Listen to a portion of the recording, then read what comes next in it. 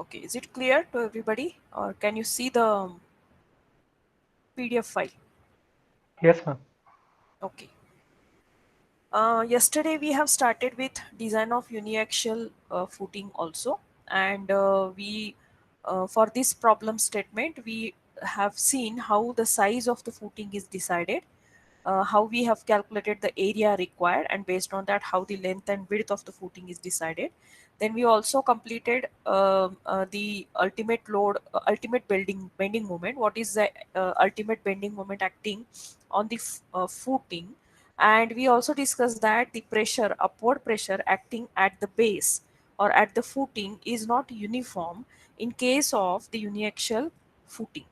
Okay, so how this pressure varies and what is the value of maximum pressure and minimum pressure we have calculated, and accordingly what are the projections required for the footing from the face of the column, that also we calculated yesterday. So this is a diagram showing the projection beyond the column face. This diagram or this particular diagram shows the projection about x-axis. So this is cx. This value is showing as cx, that this is the projection from x-axis. Okay. Similarly, if we consider from this side the view of the footing, you can show the projection from the y-axis as well. Okay. Now, below this footing, the pressure distribution diagram is plotted. In case of the axially loaded footing, this pressure distribution diagram will be simply a rectangular diagram, because throughout the length and even throughout the width of the footing, the pressure is considered uniform in case of loaded footing or axially loaded column.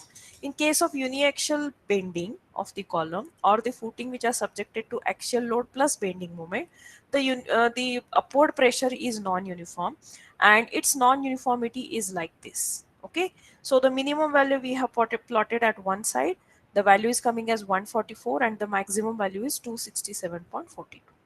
Now, the next step is calculation of ultimate bending moment. Now we already know that the maximum ultimate bending moment will occur at the critical section, and the face of the column is considered as a critical section for the footing. Okay, so at this particular location, so if you can see, this is slightly drawn by a red color line. So at this particular location we are expected to calculate the bending moment. Now at this location, if you observe the stress distribution diagram, the stress is not a constant value. It is a constant value, but it is not 144 or 267. It is something between that two values. So what is the stress intensity here at this particular location, that we have to first calculate. Okay. Now if you observe this stress distribution diagram, I will little bit zoom this diagram.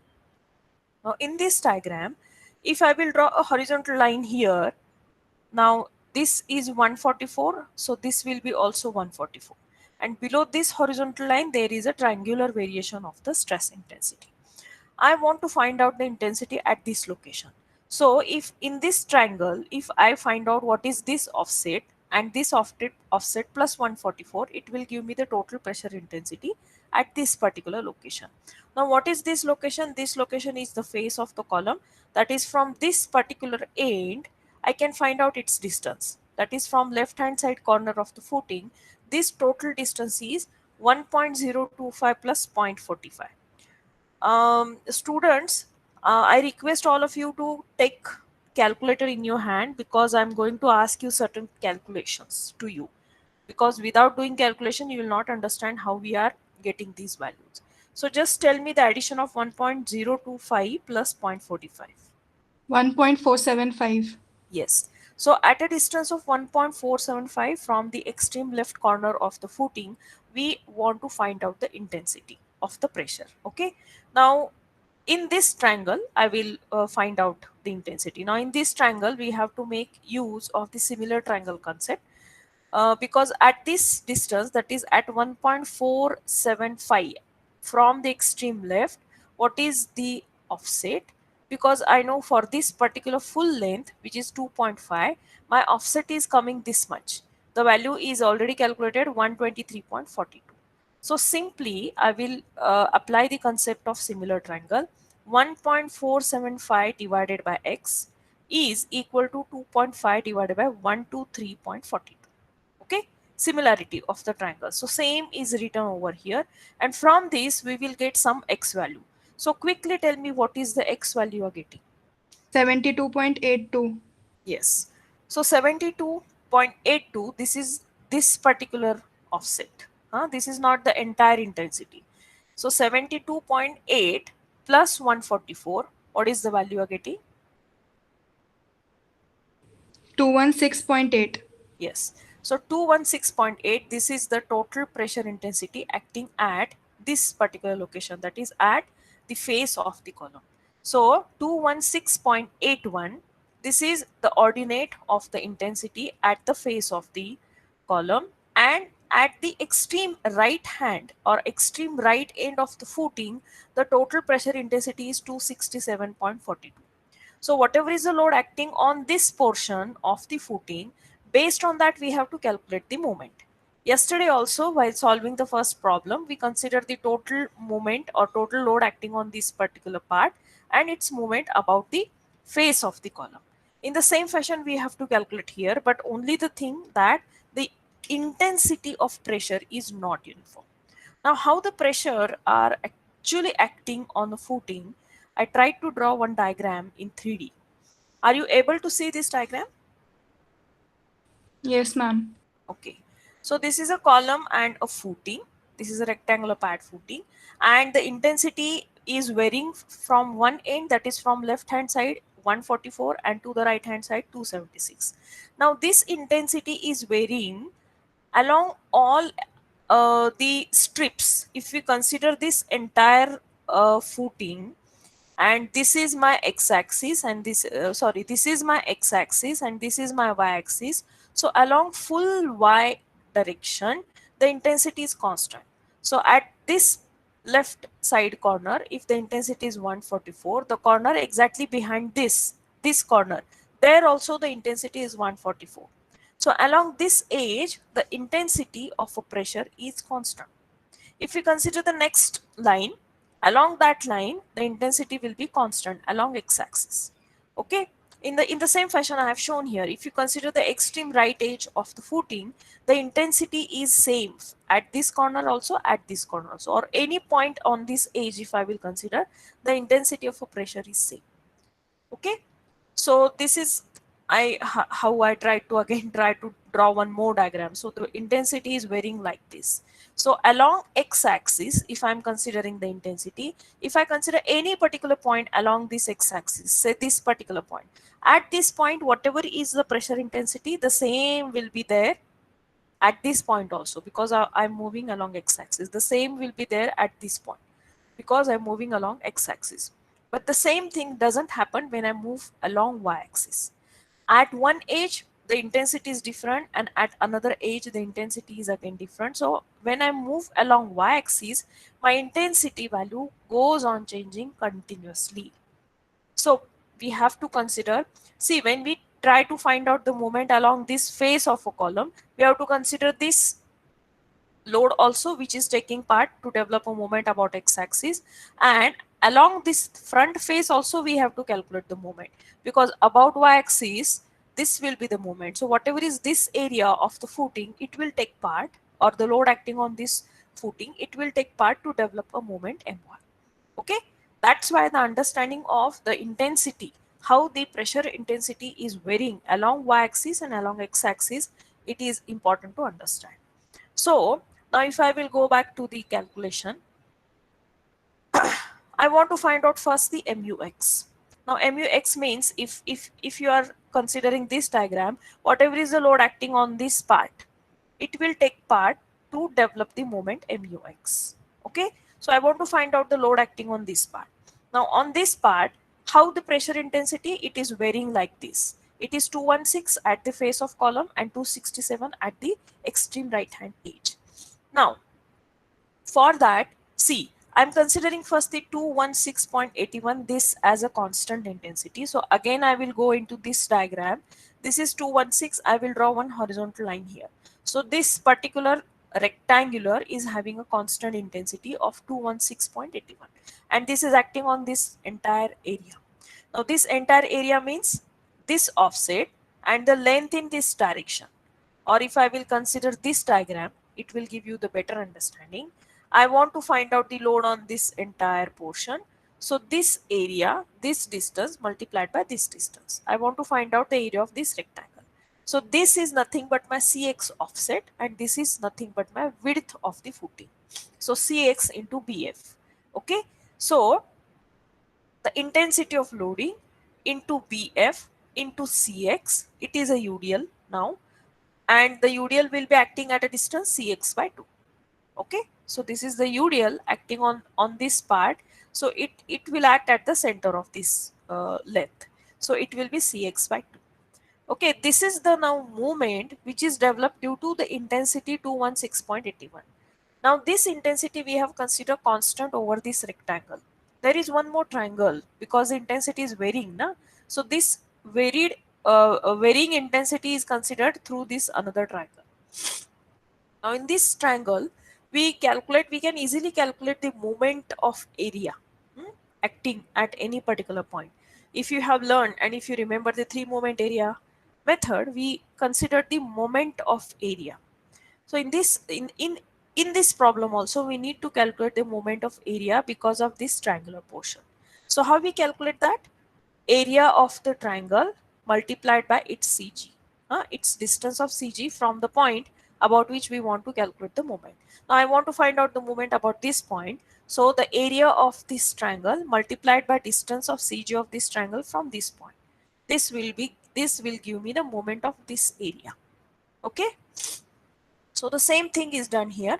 So along with this moment, this is the additional moment developed by the triangle. So what is the area of this triangle? Can you tell me? 1/2 base into height, right? So what is the base? This is the base.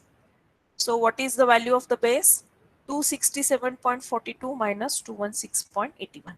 Okay, this is the base. Base 1/2 base into height. This is the height. Okay, what is this distance? Cx. It is Cx. So this is the base, 1/2 base into height. Height is Cx. Now this particular moment is acting on this full area. So I have to multiply it by the area, not only the distance. So this area will be calculated by considering this length also.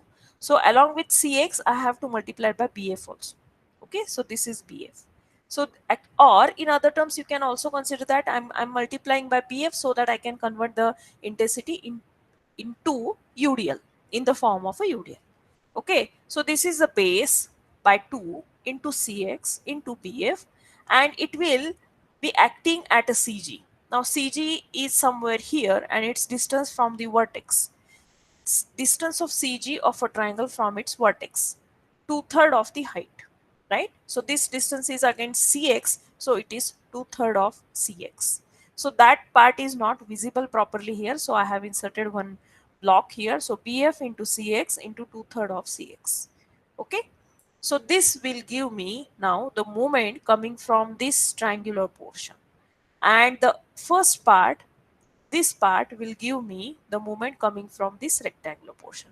I have simply divided this entire diagram into a rectangle and triangle to have an easy calculation. Other way of calculation, that instead of considering the two parts, you can consider this as a trapezium and find out the area of the trapezium and its distance of CG from face of the column. You should get the same value. Okay, so instead of considering these two division, you can consider as a entire trapezium, and accordingly you find out the moment of the trapezoidal area about face of the column. So all the values are put here and we are getting MUX as 230.33 kilonewton meter. So is it clear to everybody how we calculated MUX? Yes, ma'am. Okay. Now the next step is MUY. Now to find out MUY, we have to consider this area, or I will go to the three-dimensional diagram. For finding the moment about y-axis, I have to consider the load acting on this portion, and its moment about y-axis. Okay, now on this portion or along y-axis, as I have told, the intensity of the pressure in this direction is constant. So here if it is 144 and here it is 276, at this particular location at the face of the column, I can simply take its average. Okay, there is no need to consider the calculation like MUX, because everywhere along this edge, see, I'm finding the movement now here, somewhere here, about the face of the column, so somewhere here. So along this portion, at this portion, in this direction, along y direction, or at a particular location here, the movement will be constant because the intensity will be constant here. Okay, and that is simply considered by taking an average. So the average moment is taken here, 144 plus 267.42 by 2 into the area. Now area is again what I have shown here. I want this area. So this length is LF and this projection is CY. So this length is LF into CY, and it will act at a distance CY by 2. So this is the area on which the load is acting, and this is the intensity of load. Okay, so MUY calculation is easy because the intensity at any particular line, along any particular line, is a constant. But this doesn't happen when we consider the moment about the x-axis. So for moment calculation about x-axis, a little lengthy calculation is required. An understanding of variation of intensity at the bottom of the base is required. Okay, so MUY we have calculated as 135.19 here. Is it clear, everybody, how MUX and MUY is calculated? Yes, ma'am. Okay. Now the next step is calculation of depth of footing. So again, by making use of the MUR formula, that is the moment of resistance shown by the footing. That formula we have to make use of that. Now here again, uh, yesterday's problem or day before yesterday's problem, I have explained how we have obtained RU max. In the same fashion, RU max value is calculated here. FCK value is different in this problem, it is 20. So RU max is calculated accordingly. B1 is nothing but BF, so that value is put here. MUX value is consider here, and DX value is coming as 218.37. Now the effective depth of the footing required to resist MUY, that is also calculated for. So for that we have to consider dy, or rather we are considering dy. So MUY under root MUY upon RU max into d1. Here we have to consider the depth of the footing, okay, which is 2.5 meters. So all these values are used to find out dy value.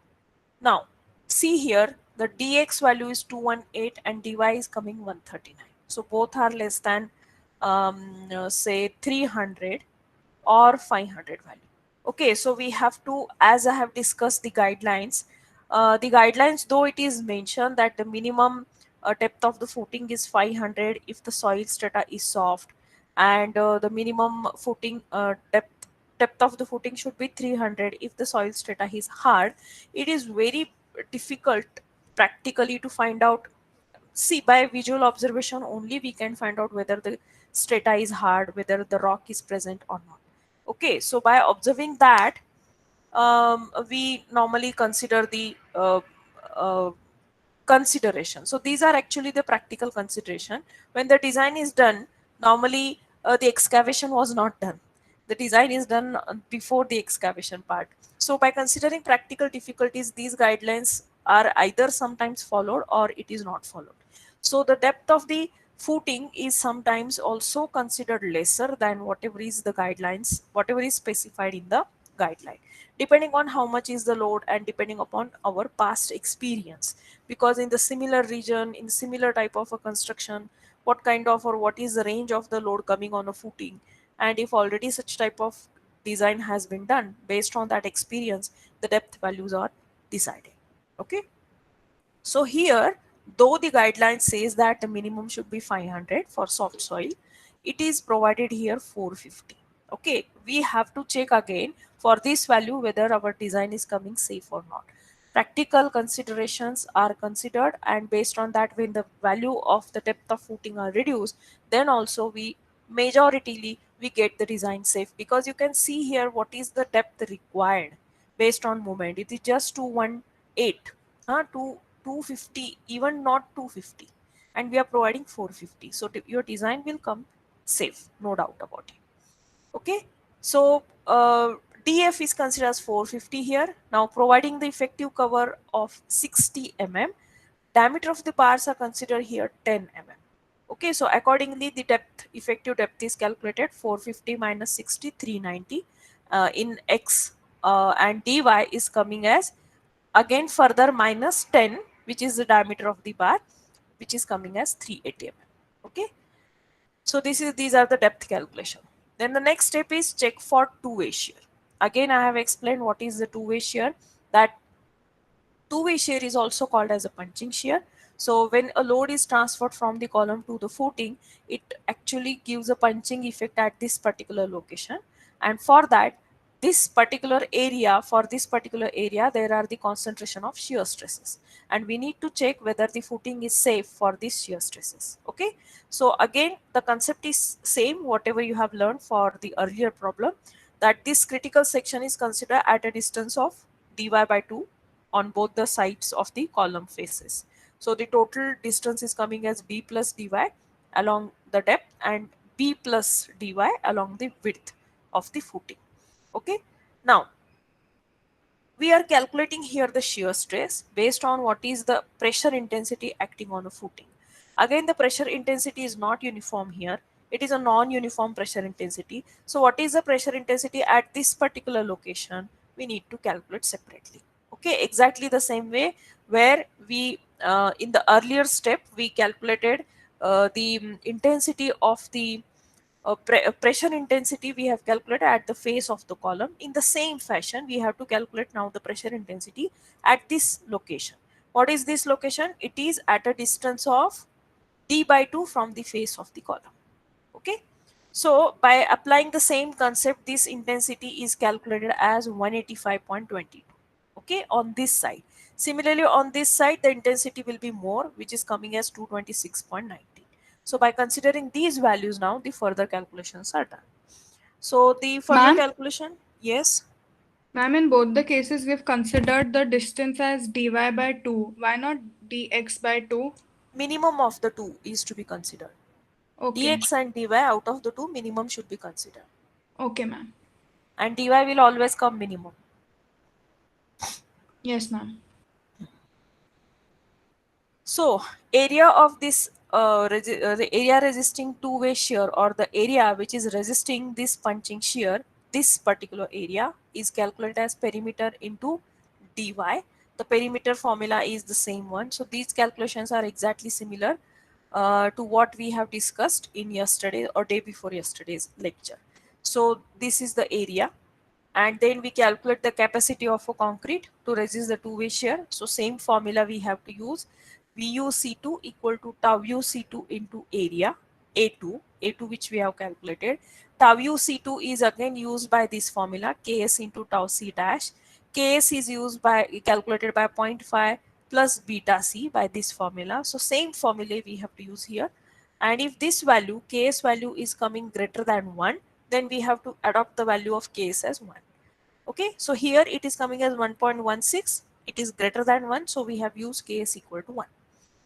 Tau C dash, again by using a formula 0.25 root FCK, is calculated here, and all the values are used to find out VUC2, which is coming as 1265.4. Now this is actually the shear force which is acting at the critical section.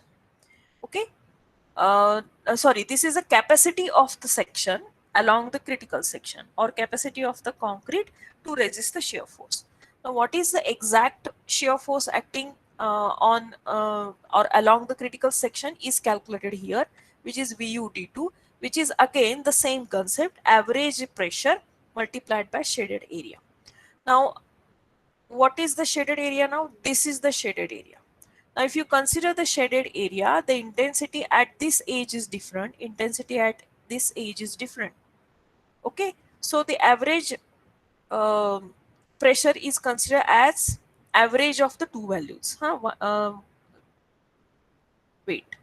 the shaded portion, shaded area is this area. So here, what are the intensity? At the edge, it is 144, and along this, it is 185.22. So for this particular area, I have to consider average of these two intensities multiplied by this area. Now this area, this width, we already calculated, which is coming as up to the face we already have calculated earlier, that which is 1.025 minus dy by 2. It will give us the value as 0.835. Okay, so here this is the average stress multiplied by 0.835 into BF, this area, this total area, this total area. Okay, so this is only a one strip we have considered. We have to consider this also. We have to consider these two strips also. So all these strips are considered further to find out the total VU. So this is just a one strip plus now the middle two strips. The area of the middle two strips. I will go back to the diagram again. So these two areas are considered. So this is 0.83 multiplied by 0.535. This is also 0.83 multiplied by 0.535. So 0.83 multiplied by 535 into average stress, average will be 185.22 plus 226.19 divided by 2. That is the average stress acting on this area. Okay, and such two blocks are there, so it is multiplied by 2. Okay, so this is average, and this is the area, and it is multiplied by 2. And the third strip, then this vertical strip. So in this vertical strip again, the average stress will be 226.19 plus 267.42 divided by 2 into this area. Now this area is, this total distance is 0.835 into the BF 1.75. So the same values are put here, okay, to find out the area of the fourth strip. So in this fashion, the total shear force acting on the footing is calculated as VUD2, which is coming at 783.86. This value is to be compared with VUC2, which is the capacity, shear capacity of the footing, and it should come less than shear capacity, and it is coming here less, so this is safe. Okay, so either you calculate the area in this fashion or the force VUD2 in this fashion, or another method is that you simply find out the total area of the footing minus this area, okay, and consider the average stress accordingly. So this is the another method which I have shown. Any one method you can adopt and find out the VUD2. You will get the same value. So is it clear, the check for two-way shear? Yes, ma'am. Now the next step is calculation of AST. So again we have to calculate ASTx, which is provided to resist the movement about x-axis. So the same formula is used here. We have to consider MUx value, then BF value and DX value here in the calculation. Comparing this value with the AST minimum, the minimum value is coming again greater than this value. No, that value is also not copied here properly. So let me check that value.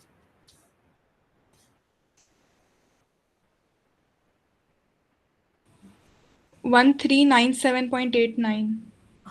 So that value is coming greater here. I will add the value over here, which is 97.89. Okay, so I will add one more box here and will give this value. So again here ASTX is compared with minimum. Now this time the ASTX is coming greater than minimum. So whatever is the ASTX calculated, that we have to provide. So for that, again, as I have explained earlier, we have already assumed that 10 mm bar diameter are going to be provided. So for 10 mm diameter, what is the area of the individual bar? You calculate, and AST divided by area of individual bar, it will give us the total number of bars. So find out the total number of bars and also find out what is the provided area. Okay, so this is the provided area and this is the required one. It is exactly matching. The two values are exactly matching. Now it is 20, made it 20, yeah, later on 22 or 20 you check after doing the calculation. The corrected Ma'am, value I will 22. insert. 22 zete na? हो ma'am. मग हे इथं परत ही हा area बदलेल इथं. Okay, I will make the corrections. Then next is calculation of ASTY, which is due to the MUY. So again, MUY is used here. Width is used as a length of the footing, and then dy value is used here to find out the ASTY. Okay, so ASTY is coming as 1008 and compared with AST minimum, which is 1945. So we have to provide the minimum value here, and then again calculate the number of bars required for 10 bar diameter, which are coming as 25. Okay, so again one step should be here, what is the AST provided. Now at the central band, you forget these steps, it is not required. So this is AST provided, calculated. So this is regarding ASTX and ASTY calculation. One more step is remaining here, which I forgot to add, that is development length calculation. Okay, so LD, check for LD, that should be considered here. That should also be considered here.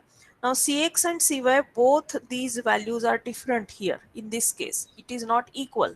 So LD check you show for the smaller length.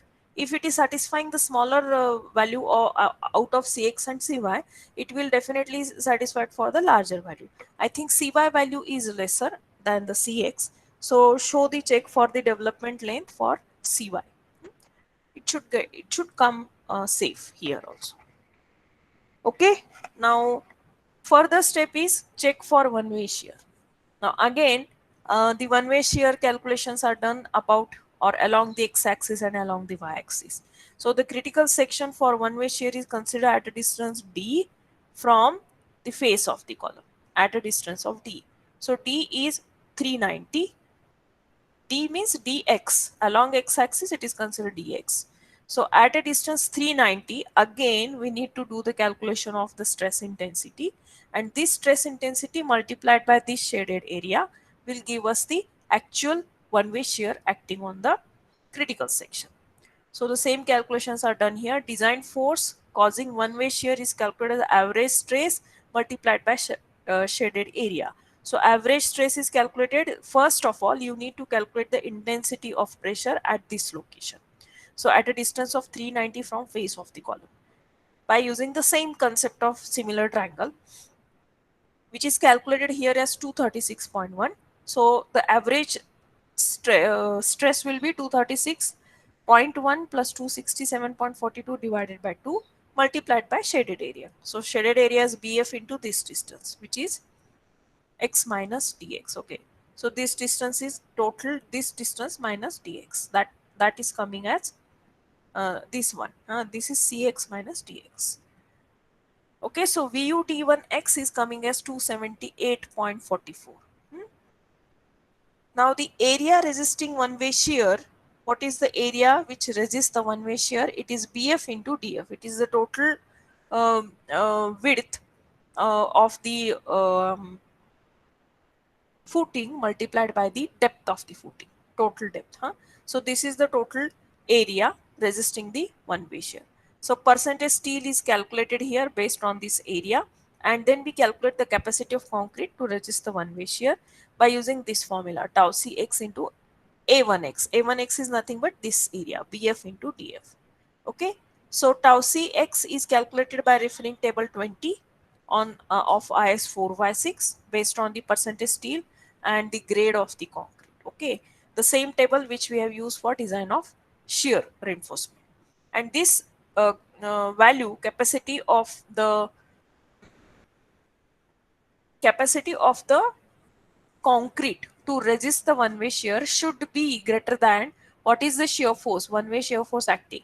Now here the one-way shear force is acting as 278 and the capacity is coming as 248.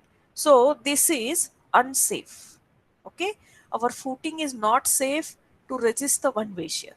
And to make it safe, what is done? It is simply one step, that we have to increase the percentage steel to increase the capacity of concrete to resist one-way shear. So percentage steel is increased here. This percentage steel, okay, this PTX 0.21, instead of that it is considered as 0.25. Now how to consider this 0.25%? How to increase it? Which value we need to increase there?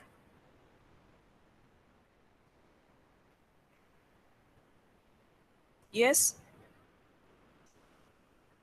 we have to increase Area of this. steel in X. ASTX provided, this value is to be increased. Okay, so whatever is the ASTX value we have calculated earlier here, this is ASTY. ASTX provided is 1727. So that value is to be increased further. So you can increase simply number of bars to increase the area.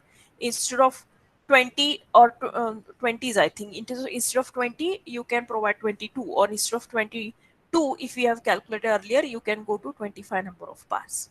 Okay, so see here the corrections are made here. Provide 26 number of 10 diameter bars perpendicular to the x-axis. So this is the increased area. So it is, instead of 0.21 it is considered 0.25, and the area is increased here. Okay, so this is the actual provided AST. Now this provided value, definitely our VUC1 X, this value will be more, and our shear capacity of the footing to resist one-way shear will get increased, and our design will become safe. Okay, so is it clear? Check for one-way shear along x-axis. Similarly, we have to do the calculation for y-axis. Now for y-axis, we have to consider this shaded area at a distance of dy from the face of the column. So it is cy minus dy, these values are considered, and vu d1 is calculated. Area will be lf into df. Now we have to consider length of the footing and find out again the VUC1. It is fortunately coming greater than VUD1, so this is safe. So we don't need to increase the area of the steel provided perpendicular to y-axis. That is not required here because our check is getting satisfied. Okay, is it clear? Check for one-way shear. Yes, ma'am. Now the last one, that is the check for bearing pressure. Bearing pressure is calculated as the factored load divided by the area, cross-sectional area of the column. So this is calculated here as 6.67, and this is the formula which is given by IS 456 to find out the bearing per bearing pressure.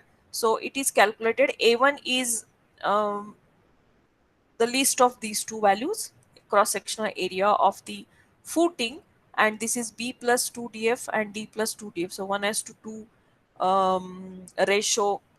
By considering that ratio, this formula is coming, and out of these two values the least value is to be adopted. A2 is the area of the cross-sectional area of the column. So A1 by A2, that ratio is calculated, and pressure, permissible bearing pressure is coming as, by putting these values here in this formula, the permissible bearing pressure is coming is 80, and this should be greater than the actual pressure, bearing pressure. So actually is coming 6.67 and permissible is 18. So this check is also satisfied. Okay guys, is it clear? I know that we have hurried up to complete the design of footing, but it is required, otherwise you will get a very less time to complete your submission. That's why I've completed the design of footing little bit fast. If you have any doubts when you start actually doing the calculation, I'm sure you will get lot many doubts. So at that time you can ask me your doubts through WhatsApp. I will clear all your doubts. Okay, so with this we have completed fifth unit also. And as I explained earlier, as I have told earlier, sixth unit will be considered as a flipped classroom. The sixth unit I'm considering as a flipped classroom. The material related to sixth unit I'm going to upload on VOLP. All are requested to go through the material, understand the concept, and after Diwali vacation, I will have a discussion. I will schedule a discussion for sixth unit. Okay, I will ask you some questions. You are expected to give me the answer. Obviously, the continuous evaluation test based on sixth unit, I am going to consider separately. Hmm? Like for first test, we have conducted the test based on unit number 1 and 2 combined. Similarly, the second test is scheduled tomorrow. I'm just giving you the reminder. Tomorrow is Friday. On Friday, we have scheduled your second continuous internal evaluation test, which is based on third and fourth unit. Okay, during 5 to 6 p.m. So the link will be given to you through your mail. You'll receive the link through mail, and you have to give the exam. The time period is 1 hour, 5 to 6. Okay, and the continuous evaluation 3 will be divided into two parts. One will be based on unit number 5 and another will be based on unit number 6. Okay, because I want to show the evaluation of flipped classroom. Whatever the flipped concept we are implementing for 6 unit, its evaluation will be done separately. Okay, any doubts now, students?